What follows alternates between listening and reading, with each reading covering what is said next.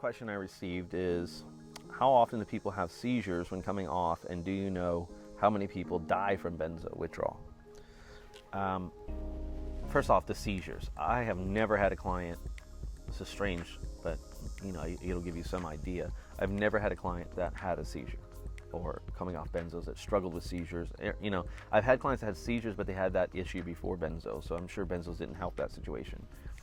But I've never had a client that had a seizure. I've never had a client that's actually blacked out, which is something that really gave me confidence sort of in the latter stages of healing, because I'd be driving or I'd be out somewhere like in Walmart, let's say. I hated Walmart, and I'd be shopping and holding on to that cart, and you start to feel dizzy, and the breathing, and you start to feel like you're going to black out, and then that fear alone would be terrorizing to me. It was terrifying. And I would think, oh my God, here it comes. I'm going to black out. I'm going to pass out. I'm going to wake up laying on the ground. It's going to be people around me. Maybe I'll be in an ambulance. Oh my God, please don't let this happen. And it just became panic inducing. It just became fear fueling fear, essentially. But the more that I went through it, the more I realized in all my time, I never blacked out. In my worst panic attack, where I was seeing stars and dizzy, and I had to sit down, and I was, I can't breathe. I'm going to die. I'm going to black out. This is the big one. Never blacked out. Still stayed conscious. Now, I wouldn't have been wanting to have been driving or operating machinery at that time. I certainly needed to sit down and collect myself. But I didn't pass out. And I kept noticing time after time, okay, this is more psychological. It's more the feeling and the fear of passing out than it actually is that this is a healthy concern. Why would I be so dreadful of this? Why would it be so terrifying for me? Why would I be so obsessed with passing out if I never had passed out?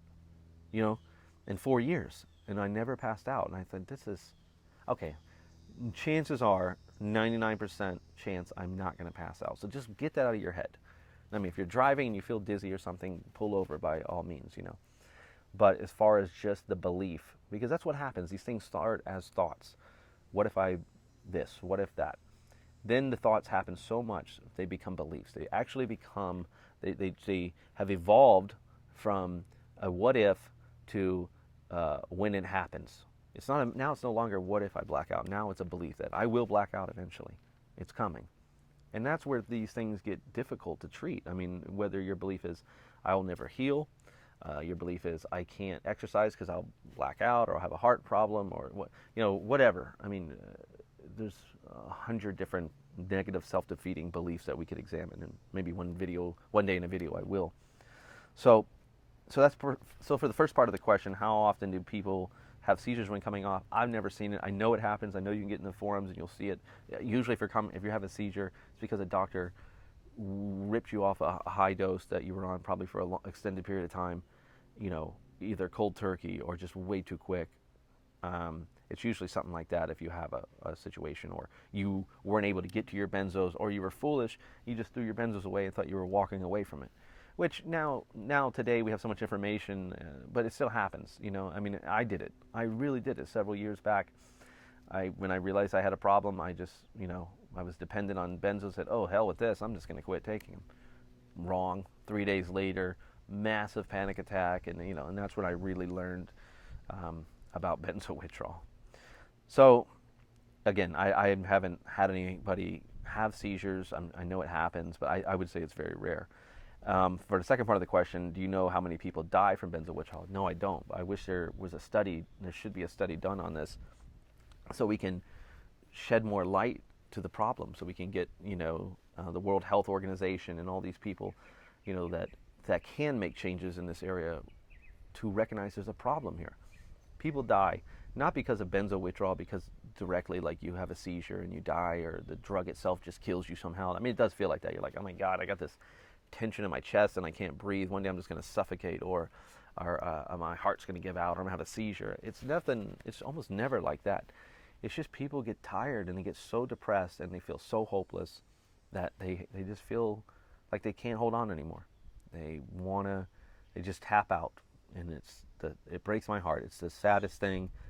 And I always say you never know how close you are to healing, because I can look at my life and my experience and how dark it was for those 4 years, and I could have tapped out so many times, and I just would have thought that was what I had to do. Like I had no other option. You know, I wouldn't have known that I could be sitting here today feeling the way I feel, being as healthy as I feel, being inspired for my life and happy, and, you know, still going through real things that people go through. I'm not, iron. I'm not immune to things.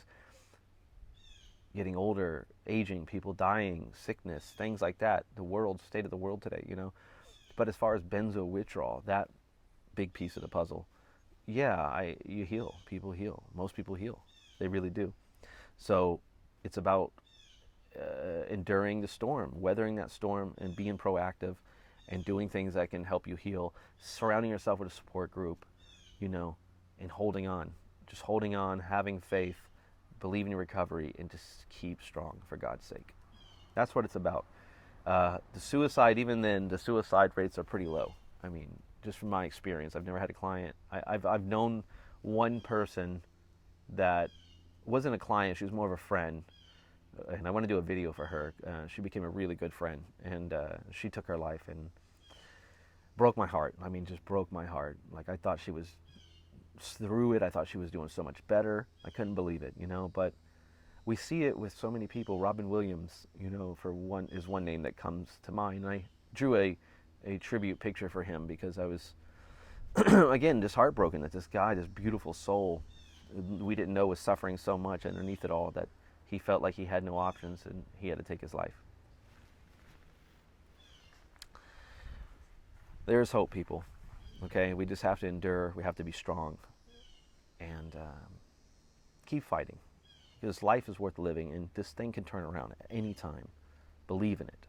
Fight. Stay here. And when you heal, come back and help me kick some ass and share the good news. See ya.